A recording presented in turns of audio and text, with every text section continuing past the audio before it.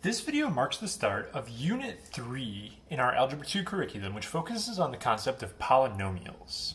Now, I want to give you guys an overview of how our year works, and we've done, this is going to be our third unit right here. Altogether in Algebra 2, there are 6 main units, 3 for each semester.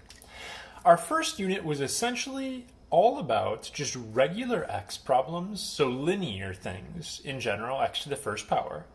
And then last unit, we introduced the concept of quadratics, and we got really good at handling x squared problems. In Unit 3, what's going to end up happening is we're going to do other powers of x that are whole numbers like x to the thirds, fourths, and fifths. And you're going to find as we learn these powers right here that it uses a lot of the same rules that we taught you guys last chapter with quadratics. As we get into second semester, what's going to happen is we're going to bring in fraction and decimal exponents. And then in Unit 5, we're going to learn about problems where the variable is actually in the exponents.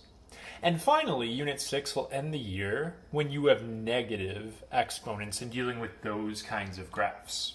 So the whole study of Algebra 2 is just different kinds of equations and the graphs that they make.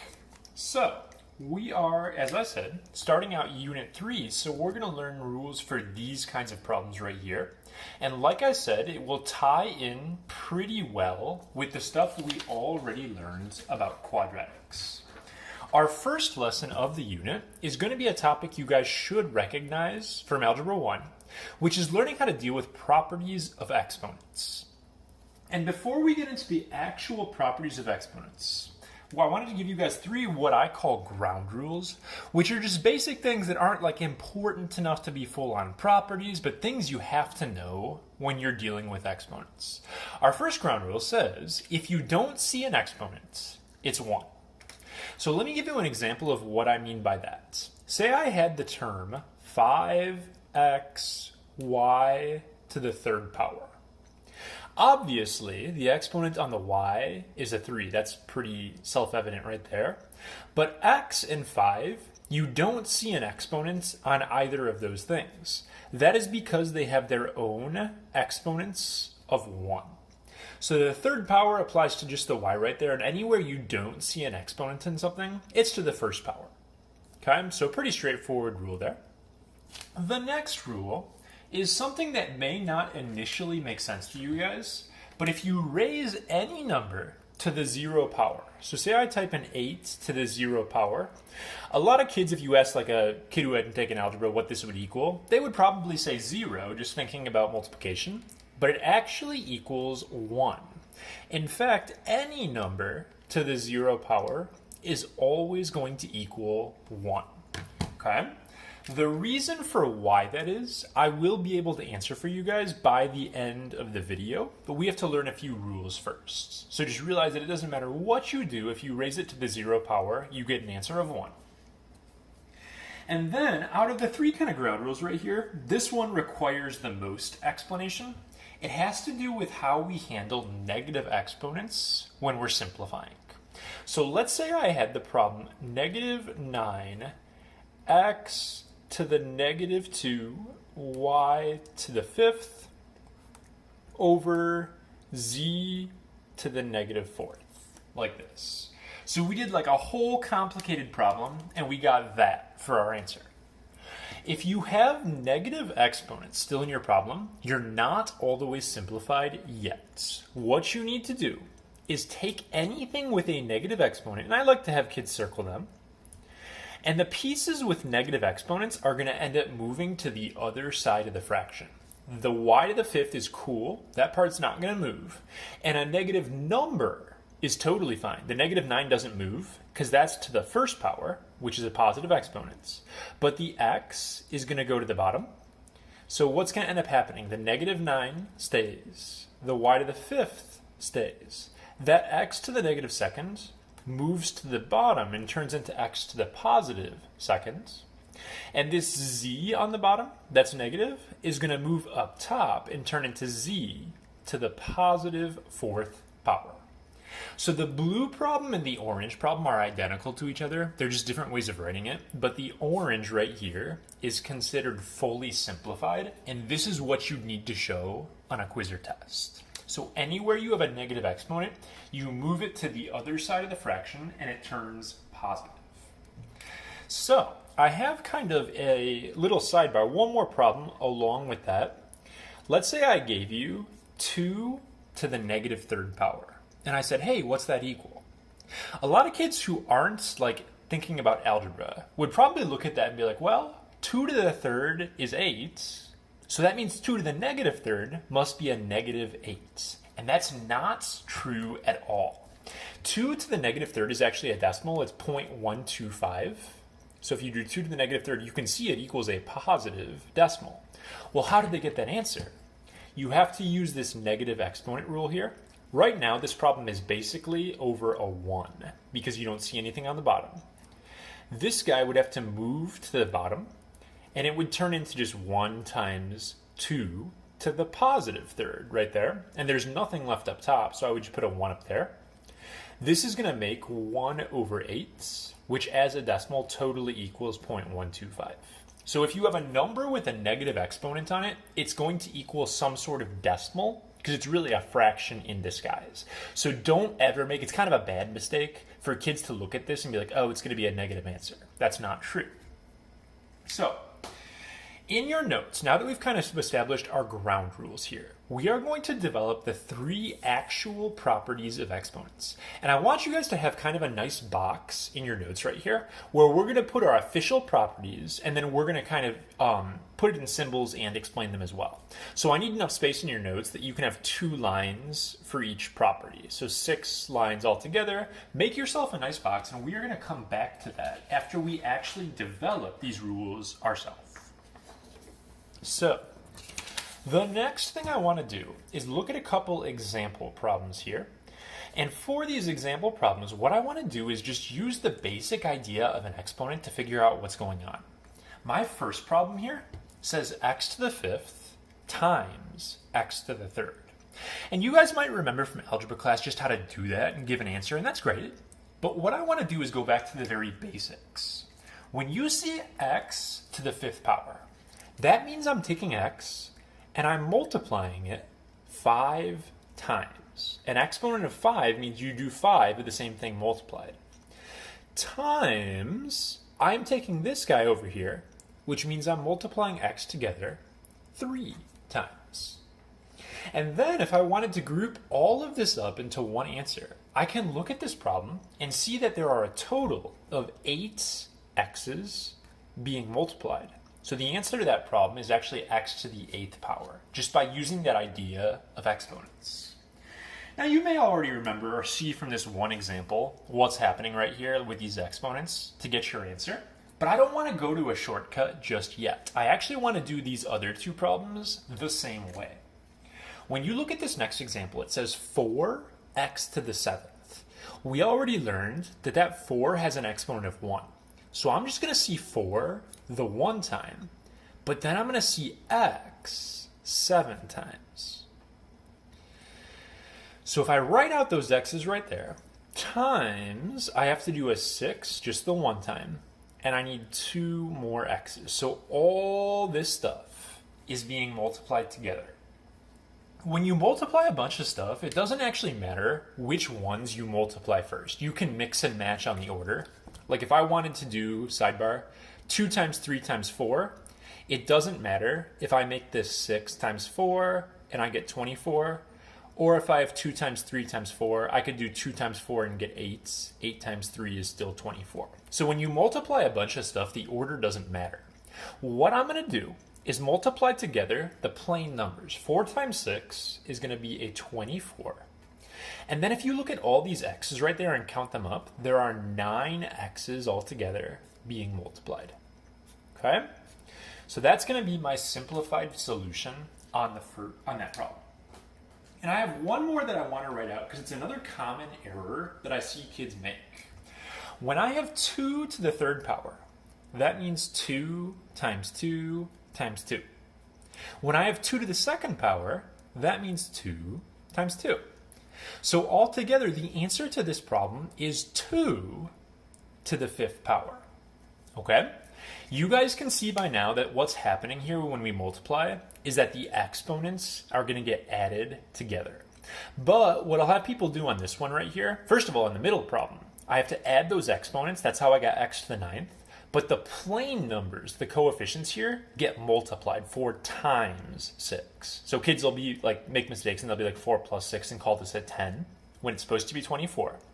On this last problem here, I get a lot of kids who say the answer is 4 to the 5th power because they do 2 times 2. But if a number has an exponent on it, you're supposed to treat it like a variable. There are 5 2's here, not 5 4's. So now that we've kind of set the stage here, we're ready to write down our first official property of exponents. And what I'm going to do is put it in symbols, but then also in everyday English. As far as symbols go, I'm going to write down x to the m power times x to the n power. And think about what that should equal. Maybe even write it yourself based on what I've already talked about here. This should be equal to x to the m plus n power. If I was going to write that in everyday words or everyday English, what I would say is that when you are multiplying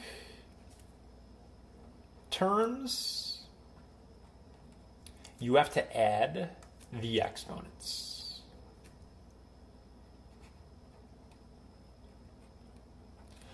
So that's our first official property of exponents. And you can see how it works in those examples that I made you write out in the notes right here. We have one more using this property that's a little more complicated. This time we are just going to use our shortcut here. When I see 2 parentheses here, these are being multiplied together, but there are no pluses or minuses, so I don't have to worry about FOIL. I can just go straight to multiplying. And just like up above, I can choose which parts I want to multiply together first. So I'm going to do the -8 times the 9. I'm going to multiply my coefficients, and I'm going to get -72. Then I'm going to group up the a's and the b's. This a right here is to the 1st power. A to the 1st and a to the 16th are going to make a to the 17th power. And then looking at my b's, b to the -5th and b to the 2nd, those are going to make b, and if you add the exponents, you're going to get -3. Now that's all fine and good, but that is not a final answer on this problem. And the reason it's not a final answer is because this b still has a negative exponent. You have to simplify things after you get your solution.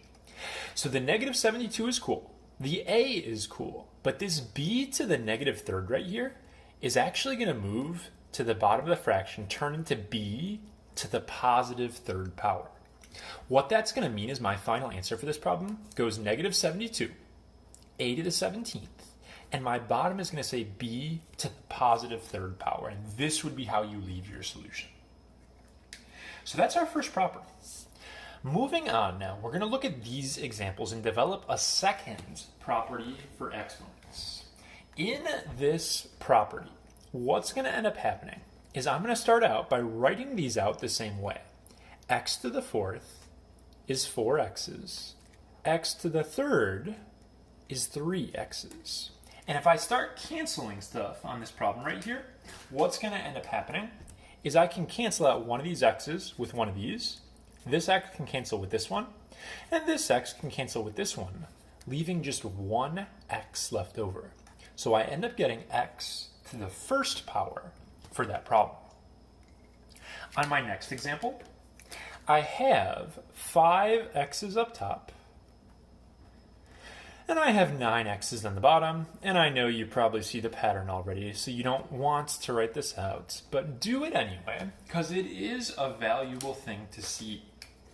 When I start canceling stuff right here, what's going to end up happening is I'm going to have 4 x's left over. But those 4 x's are actually on the bottom of my fraction, and I have no x's left up top, so it's just a 1 up there. So there are 4 left, but since they're on the bottom, I put 1 over x to the 4th power. So you can see what happens here is the exponents are going to get subtracted. But when you subtract them, you're gonna put the answer wherever there are more. I don't really like doing 5 minus 9 and calling it a -4 because then I have to do a whole extra step after that. I'd rather do 9 minus 5 and realize that the bigger one was on the bottom, so that's where I put my answer.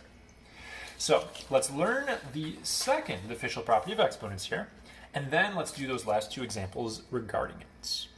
So if I have x to the m over x to the n, what is that going to equal? Turns out this equals x to the m minus n power. And then putting that into like everyday English here, when you are dividing terms, you have to subtract your exponents. And actually, this is what I was waiting on to show you guys about that zero power thing that I mentioned earlier in the lesson.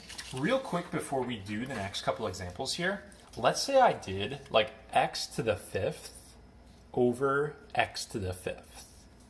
When you have something like this, my subtraction rule, when you divide you're supposed to subtract, tells me that I should put x to the 0 power for my answer. So this is equal to x to the 0 using the subtraction exponent rule. But when you divide something by itself, you get the answer of 1. So logically, anything to the 0 power has to equal 1. That's why that rule works the way that it does.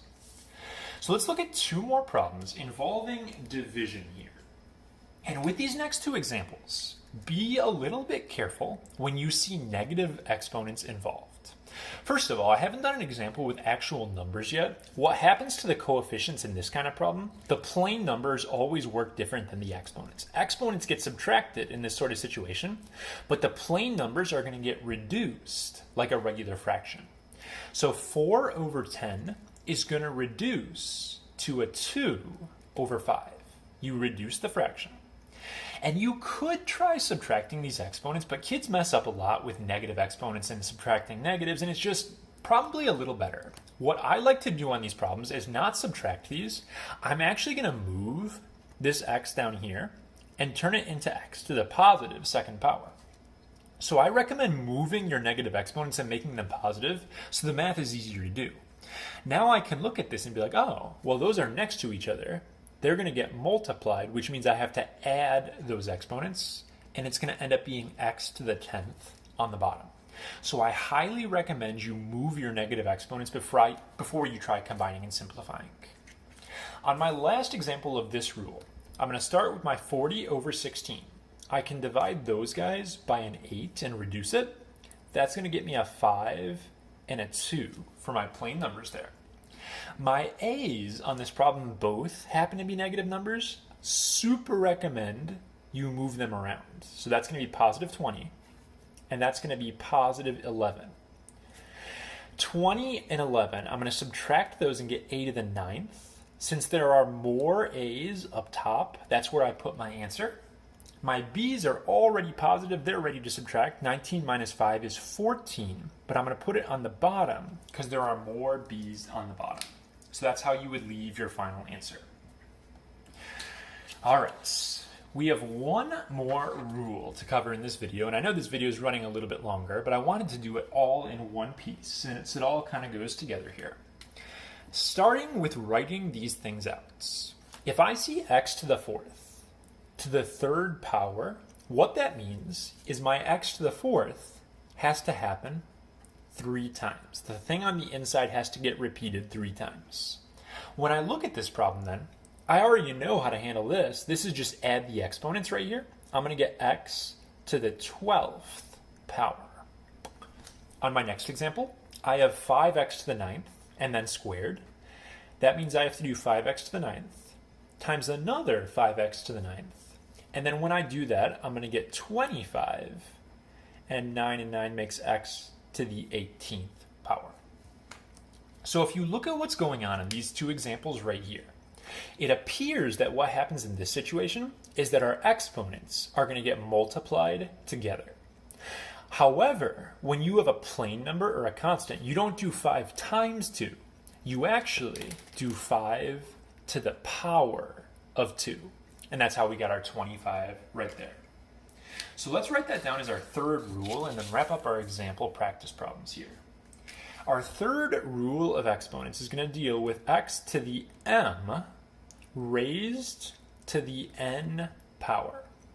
And as you can probably guess, this is going to equal x to the m times n. This one's a little harder to put in words and have I don't have like a cute little phrase like this for these. So I guess what I'm going to say for this is parentheses to power means you multiply exponents. Now there is a little kind of disclaimer on this last rule right here. When we talk about parentheses to a power, we're talking about things with one term. What do I mean with that?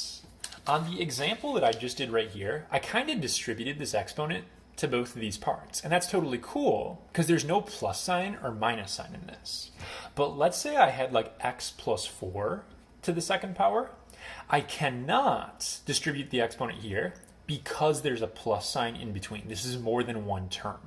So if you see a situation with different terms adding and subtracting in it, this is not properties of exponents. But if it's just one big string like this, you are allowed to distribute this exponent out. So let me do this practice problem, and then I'm going to show you guys a way to keep all this stuff I'm teaching you straight in your heads here.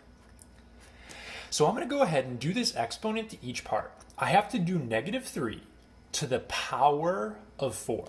If you type that in the calculator, make sure you use parentheses. You have to put your negatives in parentheses, but a negative to the 4th power will make a positive 81 for that.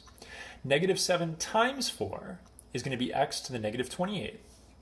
And then my y's right here are going to make y to the 5 times 4 is 20. Got to move the x to the bottom. So my final answer for this problem goes 81, y to the 20th over x to the 28th power. So this is how you would actually leave your answer. Now, we have one more practice problem that's tying everything together. But before we get to it, I have something very exciting for you guys in this video. These 3 rules are not so bad when you learn them on their own. Oh, this is where you're supposed to add the exponents, guys. Oh, this is where you're supposed to subtract. But when there's a bunch of stuff in the same problem like this, it's hard sometimes to remember what's what, and it's easy to make really silly mistakes with these problems.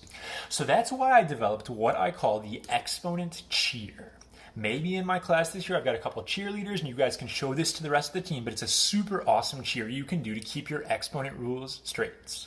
So this looks a lot better when you can actually the effect is better in person, I guess, but I'm going to use my hands right here. So picture like cheerleaders have their pom-poms, they're moving them around and stuff like that. When your pieces are side by side, like this first rule right here, you have to add your exponents together. So this is add. When your pieces are on top of each other, like this, the second rule right here, you have to subtract your exponents. And then finally, when we have exponents on a diagonal like this, like my third rule, you have to multiply your exponents together. So when we look at this, the cheer goes add, subtract, multiply, and it's just so great. So you can keep this straight here, add, subtract, multiply for what you're supposed to do with your exponents. It sounds kind of ridiculous, but I actually see kids during their tests doing this just to remember how the rules go. So maybe it'll help you out. So anyway, I have one final problem to close out this video.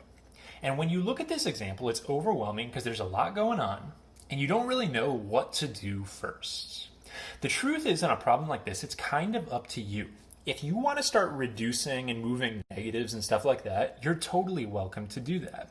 But I usually don't bother with that because after I combine these fractions, you might have to move stuff again. So with me, my first step is going to be to distribute this exponent to everything top and bottom in the fraction. So all those are going to get an exponent. -4 to the second is a positive 16. 3 times 2 is going to make x to the 6th. That's going to be y to the -20th. And don't forget to do the exponent on the bottom as well. 6 squared is a 36. 5 times 2 is going to make x to the 10th power. And then it's going to be y to the -4th power. Then I have my second fraction over here. So it is up to you if you want to reduce individually or to go straight across and reduce afterwards. Or you could even do like some but not all. It's kind of up to you how you deal with this problem right here. I'm going to go ahead because I think kids usually find that it's easiest just to go straight across here. You could reduce and cancel x's and stuff like that, but I'm going to wait on that. If I go straight across like this, I have a 16 times 12, which is going to make 192. There's x to the 6th, but there are no other x's up top, so I'm going to leave it just x to the 6th. And negative 20 and 20 make y to the 0 power, but anything to the 0 is 1, so it basically just cancels out. So I don't even have to write the y anymore for the top parts. On the bottom, I'm going to have 36 times 10 is 360. X to the 10th, x to the 2nd make x to the 12th, and negative 4 and 1 make y to the negative 3rd power. My final job is to reduce this problem, and when your numbers are big, if you didn't already know this, I'm just going to type it in the calculator, and if you go math, frac, it'll just reduce it for you, so you don't have to deal with the bigger numbers there. It's going to reduce to 8 over 15. And then the x's, I'm going to do 12 minus 6 is x to the 6th on the bottom. And this y moves up top, turns into y to the positive 3rd. So those are our properties of exponents, and that's something we will definitely practice a lot. It's an important skill for both the EOC and the ACT.